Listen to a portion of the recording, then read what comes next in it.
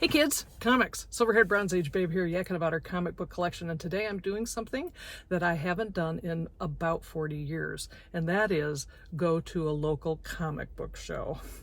I got scared off of them because as a sweet, naive 22-year-old, I walked into a facility that had absolutely no other women anywhere in the place, and I had really suspicious kind of glares from the patrons of the place, and that was only to be outdone by the completely unhelpful and unfriendly sellers. So I decided to put my comic book collecting, at least in that method, on hold for a few years. But anyway, I'm back because I'm older, I'm wiser, I have more confidence, and I have more money. I am on the hunt for the usual suspects. Lois Lane Superman books. If there are upgrades to some of the rattier ones in my collection of those runs, I'm all for it. And of course, Neil Adams. So I'm going to go in, I'm going to see what happens, and let you know. Here on June 25th. And if you need some flyers or some reminders, you got them up here at the front. Take a couple, give them to your friends, drop them off at your local comic book shop.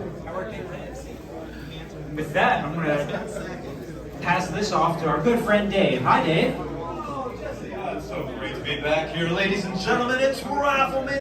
Well, I'm back from the show, and I had a great time. As you can see, I picked up some books, and I will show them off to you while I tell you that I had a wonderful time chatting up people at the show, buyers, sellers, and the like. Boy, it sure makes a difference when you've got some years under your belt and you're talking about a hobby that everybody really at this show really loves, and so it was a great deal of fun.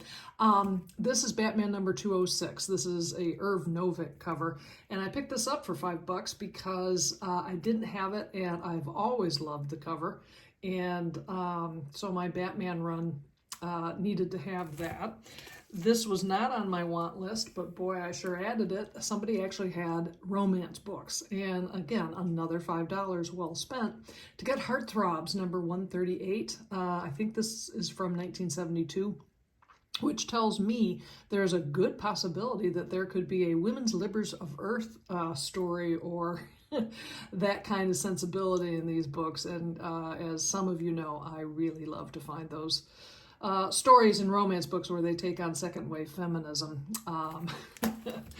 It's great. I did have luck with finding some Neil Adams covers I didn't have. This is Adventure Comics number 378. And watch the Legion members die.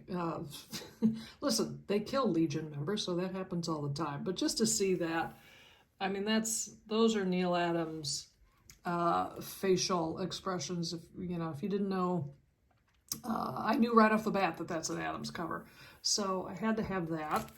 And then I was able to pick up a few of his Spectre covers, which I think I have. I have one in my collection right now, so I'm glad to add to it. I think they're just super dramatic.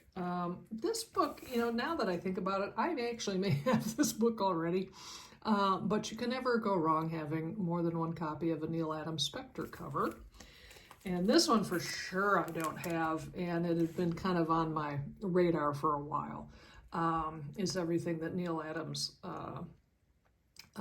Spectre covers from that era have, and the crowd running in a tall, scary dude. So fantastic, just fantastic. And then I really lucked out because I found somebody who was selling this Neil Adams cover, the Bob Hope, number 106. And I just had a great conversation with the guy selling this book, who gave me a half-off deal. So I think maybe I paid $10 for it. It's worth it to me because again, if you're building a Neil Adams cover collection, you have to kind of include this stuff too. So I'm delighted.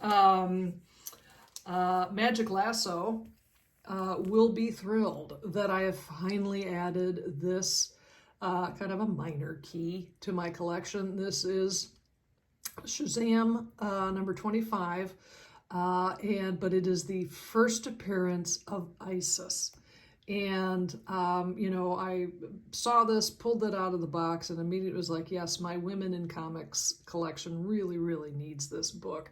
I did not pay $50 for it. I had, again, a very nice chat with the seller who, in addition to this, he also had this. This is Lois Lane number 59, and he has graded it at a 7.5.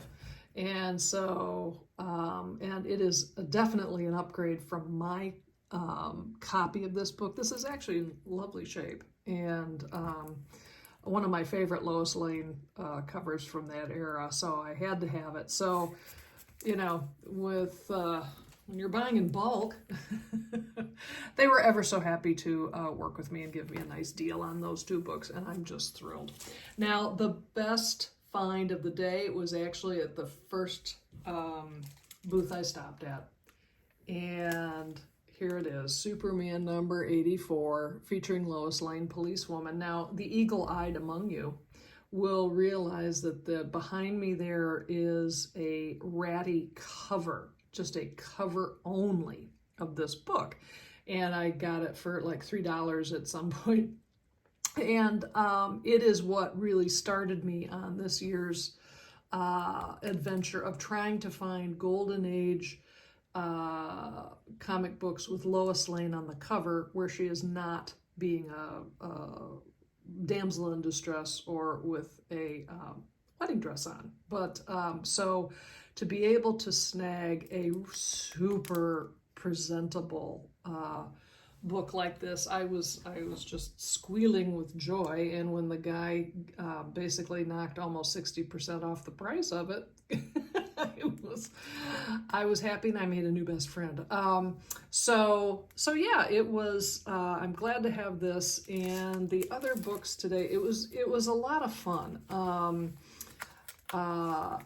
In chatting with some of these guys, it just seems like a lot of these smaller sellers are having trouble moving their inventory, and so the deals were there to be made, I think. So for my little pretty focused comic book hunt, it was a great afternoon. Well, thanks so much for watching, and I'll see you next time.